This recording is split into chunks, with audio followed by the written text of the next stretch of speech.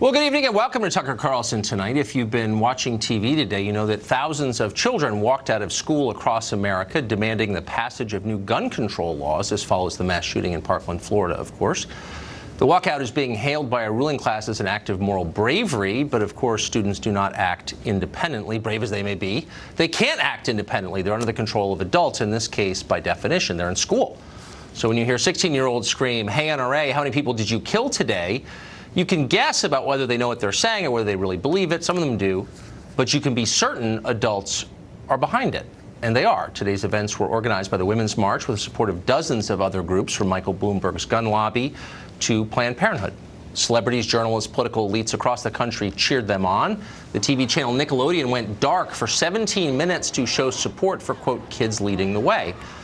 In New York City, a student die-in was joined by the governor of the state, Andrew Cuomo. In Baltimore, that city spent more than $100 grand in taxpayer money to transport students to anti-gun rallies. This in a city with one of the highest murder rates in the nation, a city that cannot afford trash cans or street lights. Meanwhile, in Alexandria, Virginia, 65 students walked out of an elementary school, as if kids under 10 can go anywhere by themselves. Now, whether you like the kids or like what they're saying, and you may, but you should be opposed to this, because kids should not be used to advance political agendas, anyone's. Why? Because they're children. They're not old enough to have the perspective that adults do. That's why we don't let them vote or drink, or if today's protesters have their way, buy guns. And so it's wrong to exploit them, which, by the way, is exactly what is being done to them today, what the left is doing and has always done, from Mao's Red Guards to right now. The ANC in South Africa used kids as political props in the 80s. Their cause was obviously morally defensible. Causes usually are morally defensible. But in the process, an entire generation of kids learned to believe that activism is more important than learning, and a lot of them regret it now. They were exploited, and they're being exploited here. No matter what they chant, remember that the enemy of the adults behind this isn't the NRA. It's anyone who opposes their broader agenda. That's mostly people who have no power at all. So the message from our elites is really simple. Stand against us, and you're against children, and therefore you're a monster. And if you're a monster, you deserve to be destroyed. It's a kind of moral blackmail. Igor Volsky is director of Guns Down America, and he joins us tonight. Igor, thanks for coming on. Thanks for having me. So my complaint is not that people disagree with me on the Second Amendment. I think that's totally legitimate, and I think it's fair to have a debate on this. I probably agree with you, actually. But well, maybe you do. Maybe you do.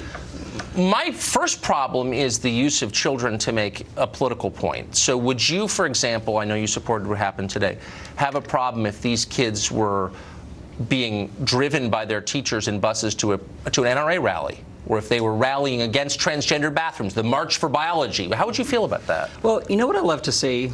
I love to see students who are out there engaging in the democratic process, students who are doing really what teachers want them to do, what teachers teach them to do, and that is take part in critical thinking, find something they believe in, and fight for it. I mean, you saw the students in the days... There's no critical thinking here. There's no But you didn't answer my question, which is if they were being taken to pro-life marches or anti-gay marriage marches or something you disagreed with by teachers. I just disagree with your premise. I don't think... No, but how would you feel? Would you say that's totally cool? That's my question is really in your hypothetical question of, yes, do I think students should be taken against their will somewhere to do something? No. I don't care what it is. If teachers were abetting a march, if teachers across the country were saying to kids, let me help you get to a march that represented something that you found morally repugnant, would you be supportive on principle? Would you say this is them engaging in the democratic process? For guns, for example. I mean, if your premise is, should students be taken somewhere by teachers where they don't want to go, no, I agree with you that shouldn't happen. Would you be for it if you didn't agree with it? The students want to do this. I mean, you heard the students after the shooting.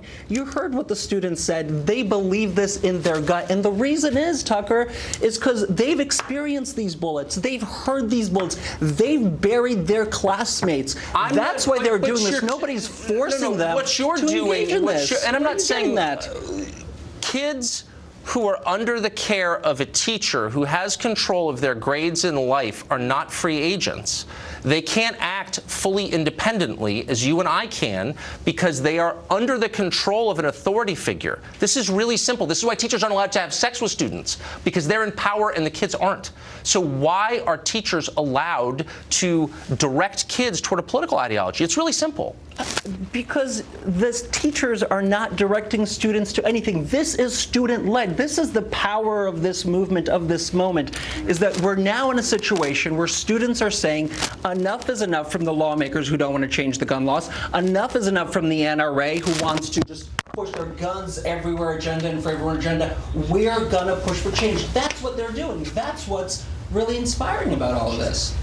But, I mean, if I could just make an obvious, almost technical point, which is that kids can't vote. Kids of the age of most of these students, 16-year-olds, can't vote. So they're actually not in the democratic process. And we've agreed that they shouldn't be in the democratic process. We've agreed that until they can make rational decisions, they can't vote. And by the way, you don't want them to buy guns. So if they're too young to buy guns, why should they be making my gun laws? But you know who wants them to buy guns? The NRA. The NRA specifically. Who cares about the NRA? Well, I'm asking you what you think. And why should people who don't have the right to buy guns have the right to make my gun laws? It's a simple question. I mean, they're not making your gun laws. They're influencing them. Yeah, and as citizens in this country, they're allowed to influence the democracy. They're children. They're not of 18. They're Americans, but they don't have the full rights of citizenship because they're not adults. They can't drink alcohol. A lot of them can't drive cars. You don't want them to buy guns, and they can't vote. I mean, is there a difference between an adult and a child?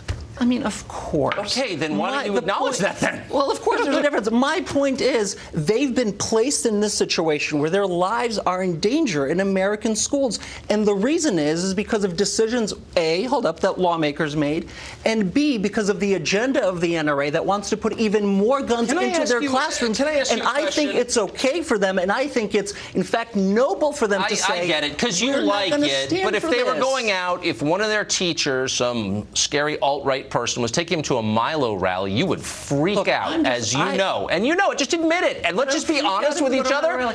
Look, if there were 50,000 kids going to a Milo Yiannopoulos rally right now, taken by their teachers from Fort Worth, you would say this is the end of America. Students aren't doing this going to Milo rallies because that's not what they believe. Oh, they believe what you believe. And all hold up, Tucker. They believe what progressive adults believe. Tucker, you had students bury their friends. I agree. You had students lose friends, and that happens all across the country. The theatrics pull back. No, it's I'm not aware theatrics, of it. Tucker. I don't understand why you're dismissing. I'm not in any way dismissing by saying the adults told them to do this. What you're doing is engaging in the classic moral blackmail techniques of the left, which is rather than make a rational case, you point to children and say, if you oppose what I believe, you're against them. No, here's my rational case. So let me ask you a rational question. You have sent a number of tweets out recently saying the cops are racist. They kill a disproportionately high number of African Americans. Yes, you have.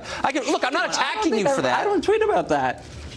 Racism plus police brutality plus guns equals Alton Sterling, Philando Castile, etc. Are you? I'm not attacking you. I'm not. I'm asking you. It's a predicate to a question, which is this: go ahead. If you believe that the police have a problem with racist violence, why do you want the police to be the only people to have guns? It's a simple question.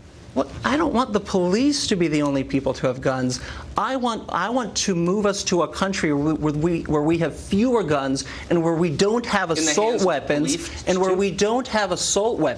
that can kill large numbers of people. Would the cops have police? No, that doesn't mean we need. No, hold on, wait. The cops that you've described as racist, would they have assault weapons?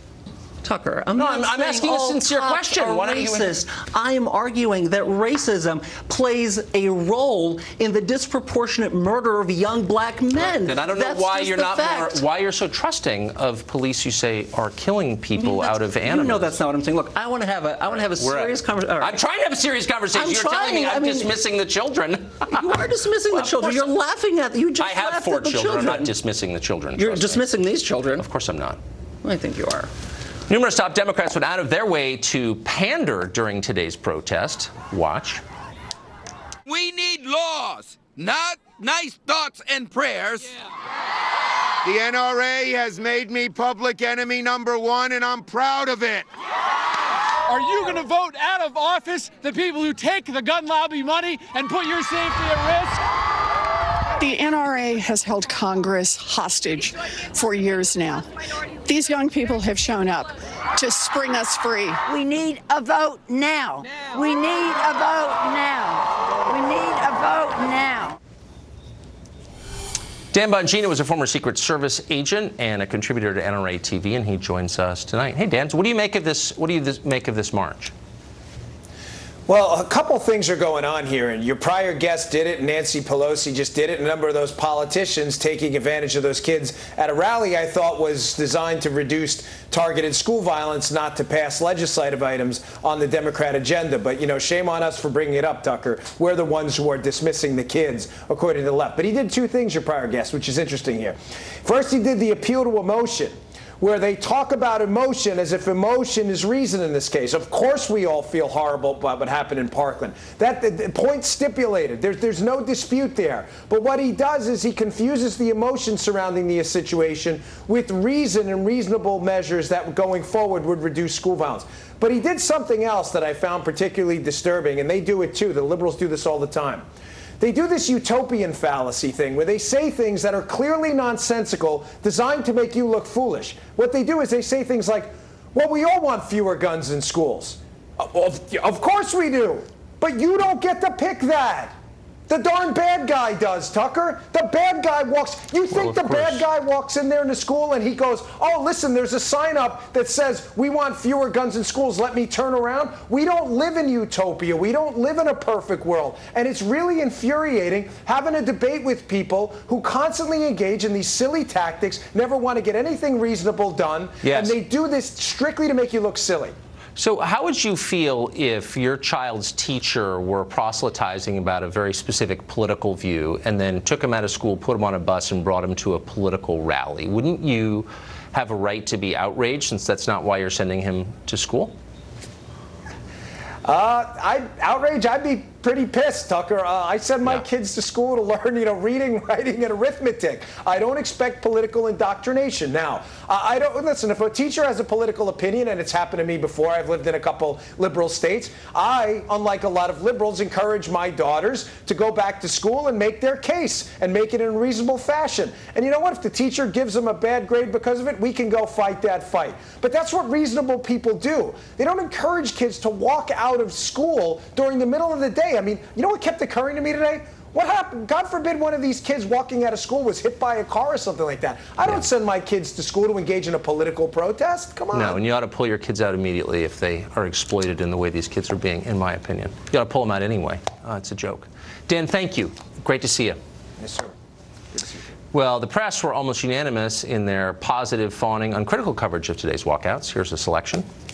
I'm already choked up thinking it's kids leading the nation begging for school safety because the adults have failed them. The power of these young people, the decisions they make, they cannot be bought. They are fearless. It's pretty incredible to see these students of all different ages, some as young as 14 and 13 years old, having a strong opinion, not wanting to be underestimated about what they have to say. So we're expecting a lot of very visual, very powerful moments here in the nation's capital as students across the nation, Stephanie, say enough. Joe Concha writes about media for The Hill and has to watch that crap all day long. We're hiring only dumb people in TV news, I noticed. When did that happen? Did an order go out that only totally non-skeptical, low-IQ people get microphones now? Is that new? Well, look, Tucker, reporters' jobs, and Stephanie Rule, for instance, was in the first two sound bites you had there, and she's an anchor. She's not a pundit. And right. They're there to simply report. And I go back to the movie Broadcast News, and I don't know if you remember, it's from the late 1980s, and William Hurt is this hotshot anchor. And at the end of this report, where they're talking about an event where they avoided tragedy, he says, in other words, I think we're all going to be okay now. And this curmudgeon producer, station chief, back in the control room, looks up at the monitor and says, who the hell cares what you think? And that's gone completely away now, because we're having anchors inject opinion and emotion into these reports instead of letting the pictures tell the story. I agree, but I guess look, for issues like this, gun control, abortion, the social issues, the press has always been completely on one side. But I've never seen entire TV networks devote their coverage basically as an in-kind contribution to the marches, which is what happened today. I mean, a line definitely has been crossed. This wasn't this way 2 years ago. Oh, no, this is activism in many quarters at this point, and it is taking a side. I did see one interview today that didn't get a lot of play, and because it came from a different perspective, and it came from somebody who's a very famous person, one of the great NBA players of all time, went to a police academy after he retired and became an unofficial deputy, and his name is Shaquille O'Neal. And here's what he told WABC Radio in New York. He said, quote, "The government should give law enforcement more money. Give more money, you recruit more people. And the guys that are not ready to go onto the streets, you put them in front of schools. You put them behind schools. You put them inside of schools." Shaquille O'Neal, goes on to argue that banning guns simply is not something that will work alone because, A, there's 300 million of them out there. And this is the type of solution that deserves many, many different ideas being brought forward. And instead, what we're seeing now is the media pushing one idea forward, which is if you ban guns, you solve the problem. And this is much more comprehensive than that, Tucker. So I saw some, by the way, if we're going to ban guns, we should start with the bodyguards at network news divisions. You know what I mean? Let's kind of spread the pain around here a little bit. It shouldn't just be widows in West Texas who have to give up their protection. It should be nightly news anchors. Viacom shut down its programming entirely and went black. I've never seen a channel turn down advertising dollars. That's how strongly they felt about this. Oh, yeah, I wrote about this earlier this morning. Actually, Viacom is a media company, and they own several networks, cable networks anyway, whether that be a Black Entertainment Network or whether it be also Comedy Central, whether it be Nickelodeon, MTV for 17 minutes at 10 a.m., 17 being the number of people that were killed, of course, in Parkland. They ceased all regular programming, and in Nickelodeon's case, they said, you know, we're shutting down because the kids are leading, and we're here to support them. I'm paraphrasing, but that's basically what they said. And again, that's advocacy, that's activism. You could agree or disagree with it, but at the same time, this was an unprecedented event that we saw via Viacom this morning. Yeah, it's also cheap moral preening, and if they really cared, they'd pay the college scholarships of everybody at Parkland. But I don't think they will somehow. Joe, great to see you. By the way, do you get a bodyguard? Because I don't get a bodyguard. I don't have anything. Of course for that. Not. Cable, man. Just saying. I'm not allowed to answer that. No, we're fine. Thanks, Joe. Texas.